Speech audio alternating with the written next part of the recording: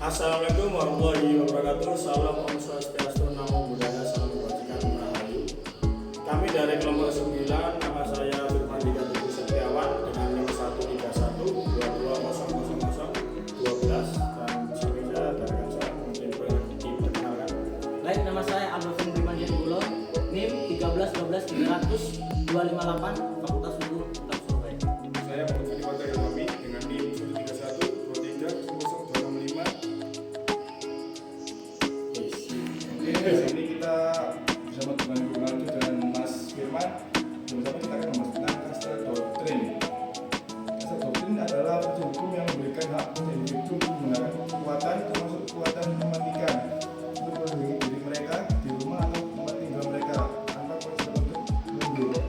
Ini mencerminkan ide bahwa rumah seorang adalah bentengnya. Menurut Ronaldo, Kastel Doktrin apa begitu? Menurut saya bahwa pada prinsipnya kastil doktrin itu adalah di mana orang berhak untuk membela diri tanpa harus mundur ketika hak keselamatannya atau bahkan hak pribadinya itu diganggu oleh orang luar. Jadi kalau kita mengacu pada pasal 49 KUHP kita yang lama, bahwa di situ kita berhak untuk membela diri tanpa harus mundur. Karena kenapa? Itu adalah wujud kita dalam menyelamatkan diri. Doktrin itu mengajarkan bahwa kita pun paling radikalnya bisa ataupun berhak membela diri dengan secara terpaksa. Bahkan kalaupun kita harus membunuh, kita harus lakukan itu. Dan jika nanti Bung Fani menanyakan apakah doktrin itu bertentangan dengan HAM, tidak. Karena kenapa? Karena kita sedang menyelamatkan diri sendiri, bukan sedang membunuh orang, tapi kita sedang menyelamatkan diri atau melakukan pembelaan diri. Terima kasih. Jadi menambahkan tentang definisi dan asal-usul Kastel Doktrin. Kastel Doktrin berasal dari kata amens is castle, yang mencerminkan keyakinan bahwa individu memiliki hak untuk merasa aman di rumah mereka. Prinsip ini terada dalam berbagai bentuk di berbagai sistem hukum, termasuk hukum di Inggris dan hukum di berbagai negara di Amerika Serikat. Dan untuk yang kedua mungkin kepada ada menambahkan tentang apakah ini harus kawin? Tidak, seperti yang saya jelaskan tadi, bahwa itu adalah prinsip kita diberikan wewenang untuk membela diri. Ya, andai kata rumah kita dimasuki oleh orang dan kita punya barang-barang yang ingin dicuri, bahkan ataupun nyawa kita terancam, kita berhak untuk membela diri. Nah, doktrin itu sekali lagi kita diupayakan membela diri tanpa mundur. Bahkan kalaupun kita harus membunuh orang itu untuk mematikan orang itu, maka kita harus melakukan itu. Jadi tadi seperti kayak misalnya ada kita bawa barang itu di belakang orang terus orang itu kita bunuh, jadi kita masih barang mas? Apa gimana? Tidak, sama sekali tidak. Kita tidak akan dijerat oleh pasal pembunuhan. Karena kenapa? Kita sedang membela diri. Doktrin itu mengajarkan kita untuk membela diri tanpa mundur. Terima kasih. Sedikit menambahkan dari pertanyaan tadi, Kastel Doktrin memberikan hak untuk menggunakan kekuatan atau batasan dan ketentuan yang harus dipatuhi. Misalnya penggunaan kekuatan yang harus proporsional dengan ancaman yang dihadapi. Jika seseorang menggunakan kekuatan mematikan dalam situasi di mana tidak ada ancaman nyata, mereka tidak akan dihubungi oleh Kastel Doktrin. Itu terjadi di beberapa provinsi negara di Amerika Serikat.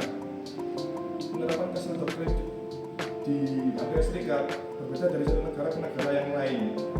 Beberapa negara bagian memiliki undang-undang yang lebih rinci dan jelas mengenai Kastel Doktrin, sementara yang lain mungkin interpretasi yang lebih luas atau tidak memiliki undang-undang secara khusus. Penerapan Kastel Doktrin dapat memiliki implikasi hukum yang signifikan. Jadi Ronaldo, bagaimana kalau penerapan Kastel Doktrin ini di Indonesia gimana mas? Ya, kalau penerapan doktrin kastil ini di Indonesia, mungkin ada salah satu kasus yang memberi contoh begini. Ada pemuda itu motornya dibegal, lalu kemudian yang dibegal ini malah membunuh orang-orang yang mau membegal. Jadi pernah pada kasus ini terjadi, malah dijadikan tersangka itu adalah korban begal. Korban begal.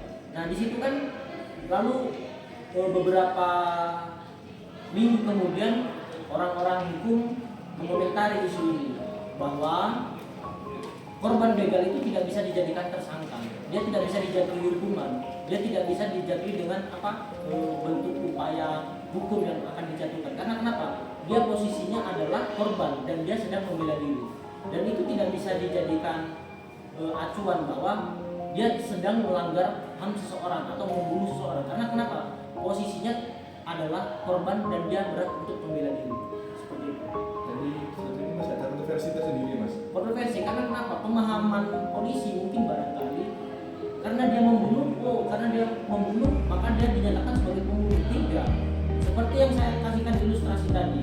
Bagaimana dengan seseorang yang rumahnya tadi dibobol, terus barang-barangnya mau dicuri, terus pemilik rumahnya juga mau dibunuh. Ya mau tidak mau pemilik rumah harus membela diri. Kalau dia tidak membela diri, maka dirinya juga akan dibunuh dan keluarganya juga akan dibunuh. Itu lebih parah lagi. Sama saja dia lebih melanggar HAM ketika isi rumahnya itu dibunuh. Mau tidak mau dia harus membela diri dong. Sekalipun pada ujung-ujungnya dia harus membunuh orang yang ingin seperti itu. Terima kasih. Jadi secara keseluruhan satu penegakan hukum yang mencerminkan antara hak individu untuk melindungi diri dan kebutuhan untuk masyarakat Betul sekali. keamanan. Betul sekali. Oke, di sini saya akan memberikan kesimpulan apa itu Kastil Doktrin. Kastil Doktrin adalah prinsip hukum yang memberikan hak kepada seseorang untuk menggunakan kekuatan, termasuk kekuatan mematikan untuk membela diri dari ancaman atau serangan di tempat tinggalnya sendiri. Misalnya rumah, kendaraan, properti tanpa kewajiban untuk mundur. Poin-poin utamanya adalah berlaku di negara-negara tertentu seperti Amerika Serikat dan beberapa negara bagian. Tujuan utamanya adalah melindungi hak seseorang atas keamanan di tempat tinggalnya. Berbeda dari pembelaan diri biasanya karena tidak mengharuskan korban untuk lari atau menghindar sebelum melawan. Yang selanjutnya tidak berlaku secara eksplisit di Indonesia, tetapi prinsip serupa dapat ditemukan dalam pasal 49 KUHP tentang pembelaan terpaksa dalam sistem hukum seperti di Indonesia. Tindakan pembelaan harus proporsional dan terbukti sebagai respon terhadap ancaman yang nyata. Sekian penjelasan apa itu Kastil Doktrin dari kelompok 9. Wassalamualaikum warahmatullahi wabarakatuh.